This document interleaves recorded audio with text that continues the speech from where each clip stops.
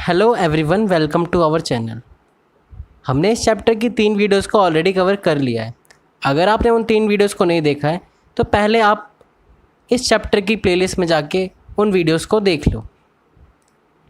तो इस वीडियो के अंदर हम कंटिन्यू करेंगे पिछले वीडियो से। तो हमने पिछली वीडियो के अंदर देखा था कि एक्वायर्ड इम्यूनिटी का ओवरव्यू क्या था, और हमने लास्ट में जाना था कि एक्वायर्ड इम्यूनिटी आती है लिम्फोसाइट्स की वजह से।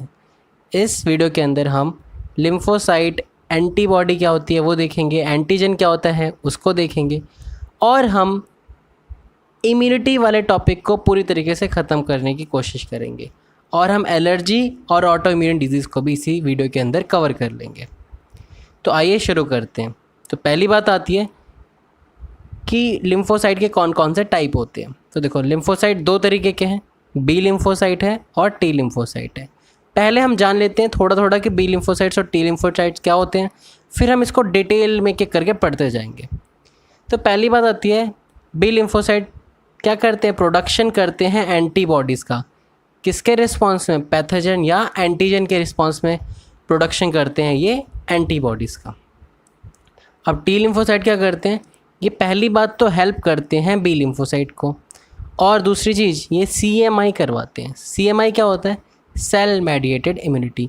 अभी हम इसको बस ऐसे ही देख लेते हैं, अभी हम जब आगे पढ़ेंगे तो हम इसको डिटेल में देखेंगे कि सेल मेडिएटेड इम्यूनिटी क्या होता है। अब बात आती है कि एंटीबॉडीज़ प्रोडक्शन होता है, तो एंटीबॉडीज़ देख लेते हैं क्या होता है, एंटीबॉडी क्या होती है। तो पहली बात ये वाई शेप्ड प्रोटीन स्ट्रक्चर होता है, मतलब इसका स्ट्रक्चर जो होगा वो वाई शेप्ड का होगा। अगली बात आती है कि ये जो होता है वो किसके खिलाफ प्रोड्यूस होता है, पैथोजन के खिलाफ, और क्या करता है ये पैथोजन को मार देता है, उसको न्यूट्रलाइज कर देता है। नेक्स्ट बात अगर देखोगे तो अलग अलग पैथोजन या अलग अलग एंटीजन के लिए अलग अलग एंटीबॉडी प्रोड्यूस होती है, मतलब ये स्पेसिफिक होती है। मतलब वायरस के लिए एक स्पेसिफिक होगी, एक आपकी बैक्टीरिया के लिए स्पेसिफिक होगी, एक आपकी प्रोटोजोन के लिए स्पेसिफिक होगी, और अलग अलग एंटीजन के लिए अलग अलग स्पेसिफिक एंटीबॉडी होगी। आगे अगर हम इसके स्ट्रक्चर की बात करें तो इसके अंदर 4 पेप्टाइड चेन्स होती हैं, उनमें से 2 लाइट और 2 हैवी। तो इसीलिए इसको कैसे रिप्रेजेंट कर देते हैं, H2L2। H2 किसके लिए, हैवी वाले के लिए, L2 किसके लिए, लाइट वाले के लिए। अब अगर हम एग्जाम्पल की बात करें तो देखो IgA, IgM, IgE, IgG। अब ये IG क्या है, IG की फुल फॉर्म है इम्यूनोग्लोबुलिन। इम्यूनोग्लोबुलिन का मतलब इम्यून सिस्टम से रिलेटेड, और ग्लोबुलिन मतलब एक प्रोटीन है। हमने शुरुआत में देख लिया था क्या होता है, ये प्रोटीन होता है, वाई शेप प्रोटीन होता है। अब इसमें से आपको 2 एंटीबॉडीज़ को याद रखना है, हम आगे पढ़ेंगे, लेकिन अभी से आप याद करके चलोगे तो आपको अच्छा रहेगा। जो IgA होता है ना, ये कोलोस्ट्रम में होता है। कोलोस्ट्रम क्या होता है, मदर का मिल्क, उसके अंदर ये IgA एंटीबॉडी होता है। अगली बात IgE आपके एलर्जिक रिएक्शंस के अंदर काम करता है। हम इसको फिर से देखेंगे जब एलर्जिक रिएक्शन देखेंगे, और एक्टिव और पैसिव इम्यूनिटी को पढ़ेंगे, वहाँ पे हमें फिर से पढ़ना है, लेकिन हमने यहाँ पे भी एक बार उसको टच कर लिया ताकि हमें उस टाइम याद।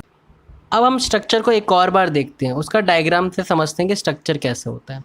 तो देखो ये आपको दिख रहा है वाई शेप्ड है पूरा का पूरा। अब 4 पेप्टाइड चेन कैसे, तो देखो 1 2 3 और 4। आप देख सकते हो ये जो बड़ी वाली हैं ये क्या है, हैवी चेन्स हैं, और ये छोटी वाली हैं ये क्या है, लाइट चेन्स हैं। इसीलिए हम कैसे रिप्रेजेंट करते थे, H2L2, क्योंकि 2 हैवी हैं और 2 लाइट है। अब अगर आप इधर देखोगे तो यहाँ डिप्रेशन सी फॉर्म है। डिप्रेशन सी क्यों फॉर्म है, क्योंकि जो आपका एंटीजन होगा वो यहीं आके फिट होगा, और जैसे आपने एंजाइम वगैरह वाले चैप्टर में लॉक एंड की टाइप का सुना था, वैसे ही यहाँ पे रिएक्शन होगी और ये एंटीबॉडी आपके एंटीजन को न्यूट्रलाइज कर देगी। सेम यहाँ पे भी वैसा ही है, एंटीजन बाइंडिंग साइट। अब ये जो दोनों चेन्स है वो किससे कनेक्टेड होती हैं, डाइसल्फाइड लिंकेज से कनेक्टेड होती हैं। स्ट्रक्चर के बाद अगर हम आगे बढ़ते हैं तो हम देखेंगे सेल्स के बारे में। अब देखो बी सेल्स कौन सी सेल होंगी, जो बी लिम्फोसाइट के अंदर जो सेल्स होंगे उनको हम बी सेल्स बोल देते हैं। अब बी सेल्स के अंदर भी टाइप्स हैं। कौन सा टाइप है, plasma B cells. Plasma B cells basically किसका प्रोडक्शन करेंगी, एंटीबॉडीज़ का प्रोडक्शन करेंगी। और एंटीबॉडीज़ क्या करती हैं, बेसिकली पैथोजेंस को मारती हैं। इसके अलावा कौन सी सेल होती है, तो देखो ये होती है मेमोरी बी सेल्स। अब होता क्या है कि जब प्लाज्मा बी सेल्स एंटीबॉडीज़ बनाती हैं और वो इनकाउंटर करते हैं पैथोजेंस को और उनको हरा देती हैं, तो उनकी मेमोरी रखना भी ज़रूरी है ताकि जब अगली बार आए तो उसका सेकेंडरी रिस्पॉन्स क्या हो सके, अच्छे तरीके से हो सके। इसीलिए मेमोरी बी सेल्स क्या करती हैं, एंटीजन स्पेसिफिक होती है पहली बात तो ये, और जब जब इनकाउंटर होगा किसी भी पैथोजन से तो उस इनकाउंटर के प्राइमरी रिस्पॉन्स की क्या कर लेगी, मेमोरी रख लेगी और सेकेंडरी रिस्पॉन्स करने में हेल्प करेगी। आगे अगर हम देखें टी सेल्स, तो टी सेल्स क्या होंगी, जो टी लिम्फोसाइट के अंदर होंगी। इनका फंक्शन ऑलमोस्ट सेम है, इसमें कोई भी 2 या 3 पार्ट नहीं है। तो देखो ये क्या करेंगी, बी लिम्फोसाइट या बी सेल्स को हेल्प करेंगी और CMI सेल मेडिएटेड इम्यूनिटी कराएगी। अब इसी के बेसिस पे 2 तरीके की इम्यूनिटी होती है। एक्वायर्ड इम्यूनिटी को भी 2 टाइप में बांटा गया है, एक है ह्यूमोरल इम्यूनिटी और दूसरा है सेल मेडिएटेड इम्यूनिटी। अब ह्यूमोरल इम्यूनिटी अगर हम देखें तो ये क्या होती है, एंटीबॉडी मेडिएटेड, और एंटीबॉडी कौन बनाता था, बी लिम्फोसाइट्स। तो ये ह्यूमोरल इम्यूनिटी कौन कराएगा, बी सेल्स या बी लिम्फोसाइट्स के जो सेल होंगे वो कराएंगे। अब ह्यूमोरल इम्यूनिटी का मतलब क्या है, क्योंकि ये जितने भी इम्यूनिटी है वो एक तरीके से लिक्विड मीडियम यानी कि ब्लड के अंदर हो रही है, इसलिए हम इसको क्या बोलते हैं, ह्यूमोरल इम्यूनिटी बोलते हैं। ह्यूमोरल किसको सिग्निफाई कर रहा है, आपके फ्लूइड्स या ब्लड को सिग्निफाई कर रहा है। आगे अगर हम बढ़े सेल मेडिएटेड इम्यूनिटी, तो हम बार बार देख चुके हैं कि सेल मेडिएटेड इम्यूनिटी किसकी वजह से हो रही है, टी लिम्फोसाइट्स की वजह से हो रही है।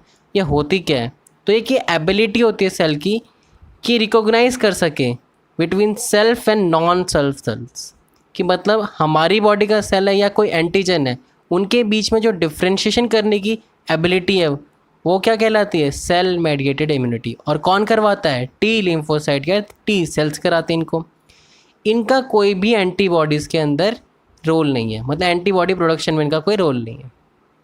अगली बात आती है ये कहाँ पे काम करेंगी, फिर ये ग्राफ्ट रिजेक्शन, मतलब जैसे किसी का ट्रांसप्लांटेशन होता है तो वो जो नया ऑर्गन वगैरह लगाते हैं उसको हम क्या बोलते हैं, ग्राफ्ट बोलते हैं। ये ग्राफ्ट आया कहाँ से, तो आपने बॉटनी के अंदर एक टर्म सुना होगा ग्राफ्टिंग, जिसके अंदर क्या करते थे कि एक कट लगाते थे प्लांट के अंदर और उसके ऊपर कोई और प्लांट उगा देते थे।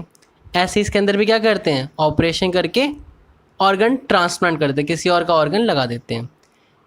अब हमने अभी देखा कि ये CMI क्या करती है, एबिलिटी रखती है सेल्फ सेल और नॉन सेल्फ को डिफ्रेंशिएट करने की। अब अगर ये रखती तो जब किसी और का ऑर्गन आपकी बॉडी के अंदर आएगा तो उसको क्या करेगी, आपकी बॉडी रिजेक्ट करेगी, मतलब उसके सेल्स को डिस्ट्रॉय करना शुरू करेगी। और होगा क्या, तो ये जो आपके टी सेल्स हैं ये हेल्प करते थे ना बी सेल्स को, तो ये बी सेल्स को बोलेंगे कि ये बाहर का सेल है, इसको मारने के लिए किसका प्रोडक्शन करो, एंटीबॉडीज़ का प्रोडक्शन करो। तो डॉक्टर क्या करते हैं इसके लिए, अब अगर एंटीबॉडीज़ प्रोड्यूस हो जाएंगी तो आपको वो ऑर्गन डिस्ट्रॉय हो जाएगा और ट्रांसप्लांटेशन किसी काम का नहीं रहेगा। इसीलिए डॉक्टर्स क्या करते हैं, इम्यूनोसप्रेसेंट ड्रग्स देते हैं उन पेशेंट्स को जिनके अंदर ट्रांसप्लांटेशन हुआ होता है। ऐसा करने से क्या होता है, जो इम्यून सिस्टम उनका होता है वो काफ़ी ज़्यादा क्या हो जाएगा, दब जाएगा और ज़्यादा एक्टिव नहीं रहेगा। लेकिन ये करने के बहुत सारे नुकसान भी हैं।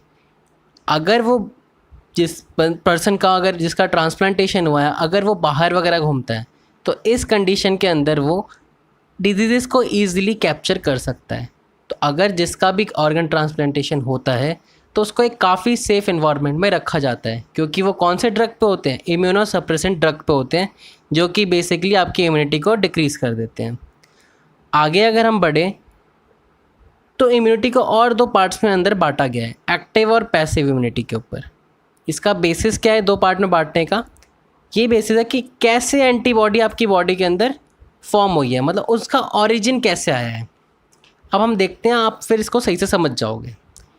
एक्टिव इम्यूनिटी की अगर हम बात करें तो एंटीबॉडीज़ जो इसके अंदर प्रोड्यूस होंगी ना, वो तब प्रोड्यूस होंगी जब आप एंटीजन से एक्सपोज होगे, मतलब आप उससे फाइट करके बेसिकली अपनी बॉडी के अंदर प्रोडक्शन करोगे एंटीबॉडी का।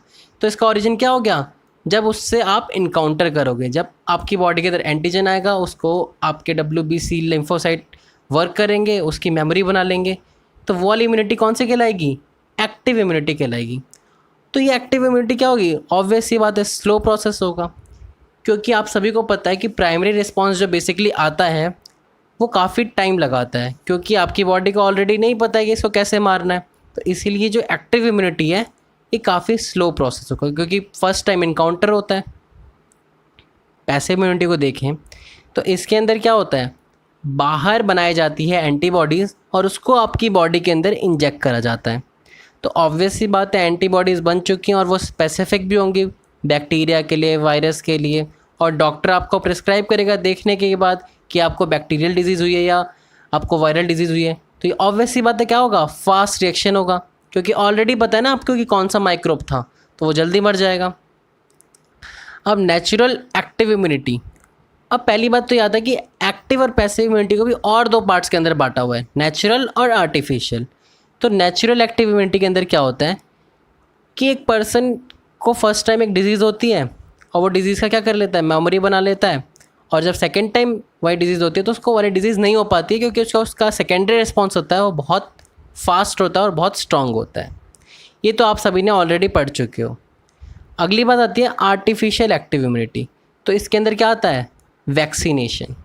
अब देखो वैक्सीनेशन के अंदर क्या होता है, वैक्सीनेशन के आप सभी को बच्चों को पता है कि बचपन में आप सभी को टीके लगे हुए हैं। अब टीकों के अंदर क्या होता था, उसके अंदर बेसिकली वीक जर्म्स होते हैं। जैसे कि आपको पोलियो का टीका लगा तो पोलियो की बूंद के अंदर क्या होगा, वही जर्म्स होगा लेकिन बहुत वीक स्टेज में, या किल करके डाल देते हैं। अब उससे क्या होता है, आपकी बॉडी के अंदर गया, बॉडी के अंदर जाएगा तो फिर क्या होगा, आपके WBC आपके लिम्फोसाइट उसके ऊपर वर्क करेंगे और उसको किल करने की कोशिश करेंगे, और किल करते हुए क्या बना लेंगे, उसकी मेमोरी बना लेंगे कि इस माइक्रोब को ऐसे किल करना था। और जब ऐसा बना लेंगे तो आपके पास जब भी सेकेंडरी रिस्पॉन्स का टाइम आएगा तो बहुत क्विक होगा और आपको लाइफ टाइम वो वाली डिजीज़ नहीं होगी। तो इसके अंदर भी अगर आप देखोगे तो कहाँ से आई इम्यूनिटी, आपकी बॉडी के अंदर से आई, आपकी बॉडी ने वर्क करा। तो ये क्या हो गई, आर्टिफिशियल एक्टिव इम्यूनिटी हो गई। अब अगर हम नेचुरल पैसिव इम्यूनिटी की बात करें तो इसके अंदर दो चीज़ें आती हैं, एक मदर मिल्क और दूसरा प्लेसेंटा के थ्रू कई सारी एंटीबॉडीज़ को फीटल स्टेज के अंदर बच्चे के अंदर डाला जाता है मदर के थ्रू। अब जो मदर मिल्क होता है उसको हम क्या बोलते हैं, कोलोस्ट्रम बोल देते हैं। अभी हमने देखा था उसके अंदर IgA immunoglobulin A antibody present होती है, और हम सब ने देखा था कि ये जो दोनों चीज़ें हैं वो कहाँ से आ रही हैं, किसी और की बॉडी से आ रही है, मतलब मदर की बॉडी से आ रही है। आपकी बॉडी ने खुद वर्क नहीं करा, मदर की बॉडी से सेल्फ मेड होकर आपकी बॉडी के अंदर आ गई। तो ये किसके अंदर आई है, पैसिव इम्यूनिटी के अंदर आएगी, और नेचुरली आ रही है तो नेचुरल पैसिव इम्यूनिटी। अब अगर हम आर्टिफिशियल पैसिव इम्यूनिटी की बात करें तो इसके अंदर आता है जैसे कि बहुत सी चीज़ें, जैसे कि टेटनस का इंजेक्शन, एंटी वेनम का इंजेक्शन। तो देखो टेटनस के इंजेक्शन के अंदर भी क्या होता है, बाहर बनाया जाता है और फटाफट लगा दिया जाता है, और उसका इम्यून रिस्पॉन्स क्या होता है, काफ़ी क्विक होता है। तो ये जो बाहर बनाया गया वो कौन बनाता है, ह्यूमन बनाते हैं। तो कैसा हो गया, आर्टिफिशियल हो गया। आगे अगर हम बढ़ें तो वैक्सीनेशन एंड इम्यूनाइजेशन को देखते हैं। तो हमने अभी देख लिया था कि वैक्सीनेशन के अंदर क्या करते हैं, हीट किल्ड या वीकेंड पैथोजेंस को आपकी बॉडी के अंदर इंजेक्ट करा जाता है, और उससे क्या करवाया जाएगा, आपकी बॉडी से इम्यून रिस्पॉन्स जनरेट करा जाएगा, और आपकी बॉडी क्या करेगी, उस जर्म को मारने की कोशिश करेगी, और मारने के बाद क्या कर लेगी, उसकी मेमोरी बना लेगी, ताकि सेकेंड टाइम जब आपको इन्फेक्शन हो तो बॉडी ईजिली उसको किल कर दे और आपको कोई भी फर्दर डिजीज़ ना हो। अब आगे एक और बात आती है, इम्यूनाइजेशन क्या होता है। तो देखो जो इम्यूनिटी डेवलप होती है ना वैक्सीनेशन के बाद, उसको हम क्या बोल देते हैं, इम्यूनाइजेशन बोल देते हैं। अब एग्जांपल के लिए NCERT के अंदर क्या दिया गया है कि हेपेटाइटिस बी की जो वैक्सीन है ना, उसको यीस्ट के थ्रू बनाया जा रहा है, कौन सी टेक्नोलॉजी को यूज़ करके, रिकॉम्बिनेंट DNA टेक्नोलॉजी को यूज़ करके इसको बनाया जा रहा है। तो अगली बात आती है एलर्जी के बारे में। तो देखो एलर्जी आखिरकार होती क्या है, तो ये आपकी बॉडी का एक एग्जैगरेटेड रिस्पॉन्स है, किसके खिलाफ, कुछ पर्टिकुलर एलर्जेंस के खिलाफ। ठीक है, तो एलर्जन क्या क्या हो सकते हैं, डस्ट हो सकता है, कई लोगों को डस्ट से एलर्जी होती है, माइट्स हो सकते हैं, छोटे छोटे कीड़े होते हैं, पॉलन ग्रेन हो सकते हैं, एनिमल डेंडर हो सकता है, जो कुत्तों वगैरह के छोटे छोटे से वो रेशे रेशे से आते हैं उसको एनिमल डेंडर बोलते हैं। अब इसके खिलाफ कौन सी एंटीबॉडी आपकी बॉडी के अंदर प्रोड्यूस होती है, वो है IgE। ये भी हमने पहले देखा था, फुल फॉर्म क्या होगी, इम्यूनोग्लोबुलिन ई।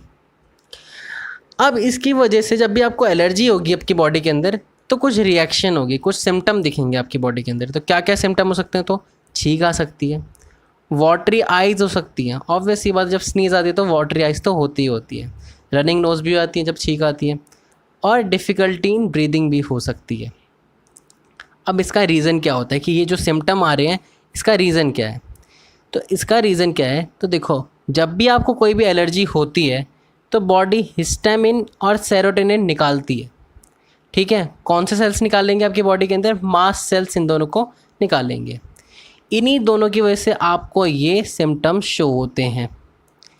अब अगर आपको उसको क्योर करना है, एलर्जी को आपको क्योर करना है, तो कैसे करोगे, तो बेसिकली ये जो रिएक्शंस जो सिम्टम आए थे वही नहीं।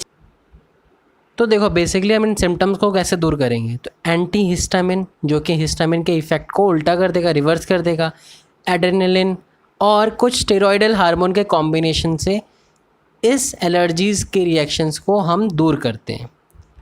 आगे अगर हम बढ़ें तो आता है ऑटो इम्यून डिजीज़। तो देखो कभी कभी क्या होता है, हमारा जो इम्यून सिस्टम होता है वो CMI सेल मेडिएटेड इम्यूनिटी वाली एबिलिटी को खो देता है, और ऐसा जब वो करता है तब वो क्या करने लगता है, हमारे ही बॉडी के सेल्स को अटैक करने लगता है, सेल को अटैक करने लग जाएगा। तो इस कंडीशन में जो डिजीज़ होगी उसको हम क्या बोलेंगे, auto immune disease. Disease in which body attacks self cells and loses the capability of CMI मतलब cell mediated immunity, it is known as auto immune disease. तो देखो इस ऑटो इम्यून डिजीज़ का रीज़न क्या हो सकता है, तो ये जेनेटिक भी हो सकता है या इसका रीज़न अननोन भी हो सकता है, मतलब हो सकता है पता ही ना लगे। आगे अगर हम इसका एग्जाम्पल की बात करें तो इसका एग्जाम्पल है र्यूमेटॉइड अर्थराइटिस। तो ये जो डिज़ीज़ है, आप सभी लोगों ने एक अंपायर को देखा होगा, बिली बॉर्डन, जो आउट देते टाइम अपने फिंगर्स को थोड़ा सा ट्विस्ट करके आउट देता था। अगर आप उसके चलने का मूवमेंट देखोगे तो वो भी सही से वो चल नहीं पाता है। तो वो ऐसा वो क्यों करता था, क्योंकि एक्चुअल में उसका वो स्टाइल नहीं था टेढ़ा उंगली करना, उसको ये बीमारी थी रूमेटॉइड अर्थराइटिस। तो ये जो रूमेटॉइड अर्थराइटिस है ये बेसिकली कैसी बीमारी है, ऑटो इम्यून डिजीज़ है। इस डिज़ीज़ के अंदर बेसिकली क्या होता है, जितने भी जॉइंट्स होते हैं उसको हम पूरी के पूरी तरीके से एक्सपेंड नहीं कर सकते, मतलब फुल मूवमेंट ऑफ जॉइंट्स नहीं होगा, इसीलिए वो अपनी उंगली को भी ट्विस्ट करके ही रख पाता था। एक्चुअल में अपनी उंगली वो सीधी ही नहीं कर सकता था। इस वीडियो के लिए सिर्फ इतना ही। नेक्स्ट वीडियो के अंदर हम immune system in the body, AIDS, जिसके हम वीडियो ऑलरेडी कवर कर चुके हैं, आप जाकर उसे प्लेलिस्ट में देख सकते हो, और कैंसर के बारे में देखेंगे। अगर आप लोगों को हमारी वीडियो अच्छी लग रही है तो आप वीडियो को लाइक करें, शेयर करें और सब्सक्राइब करके बेल आइकन को दबा दें ताकि आपको हमारी नई वीडियो की नोटिफिकेशन मिल सके। Thank you.